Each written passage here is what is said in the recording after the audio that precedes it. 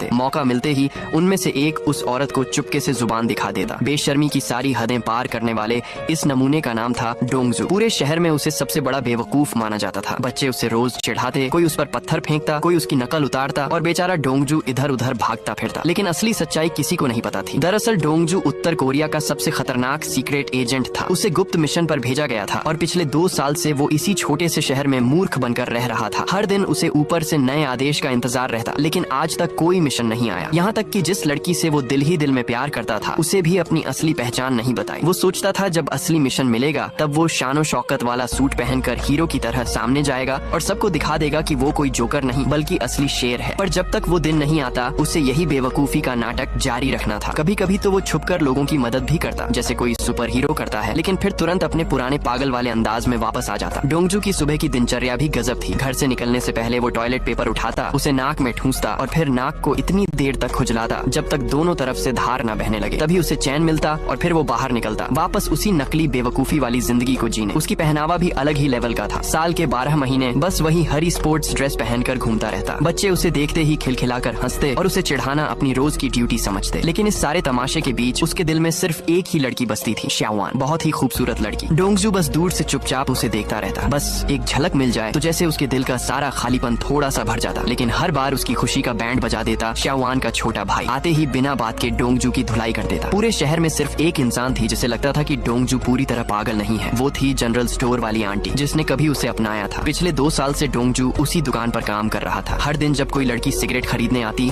तो डोंगजू के अंदर का सीक्रेट एजेंट जाग जाता। बिल लिखते वक्त उसका फोकस लेवल किसी स्नाइपर जैसा हो जाता। तभी वहाँ एक मोटा सा चिपचिपा अंकल आता जो सप्लाई देने आता था। देखने में चाहे वो कितना भी लापरवाह लगे, पर असल में वही आदमी डोंगजू का एकमात्र कनेक्शन था, जो पिछले 16 साल से अंडरकवर एजेंट बनकर यहीं रह रहा था। हर दिन डोंगजू उम्मीद करता कि शायद आज ये अंकल उसे उसका पहला मिशन देगा, लेकिन वो बस आता, हाँ भाई कहकर निकल जाता। पर एक बरसाती रात सब कुछ बदल गया। डोंगजू अपनी बेवकूफी वाली इमेज बनाए रखने के लिए हर महीने कोई ना कोई पागलपंती करता ही था, मगर इस बार उसकी ये हरकत उसकी क्रश शाओवान ने अपनी आंखों से देख ली। बस फिर क्या था, डोंगजू का दिल टूटकर चकनाचूर हो गया। उसे लगा जैसे उसने दुनिया के सामने सबसे बड़ी बेइज्जती कर दी हो। अब दोस्तों, क्या तुमको अपने किसी दोस्त पर शक है कि वो कोई सीक्रेट एजेंट हो सकता है? अगर हाँ तो प्लीज कमेंट में जरूर बताना।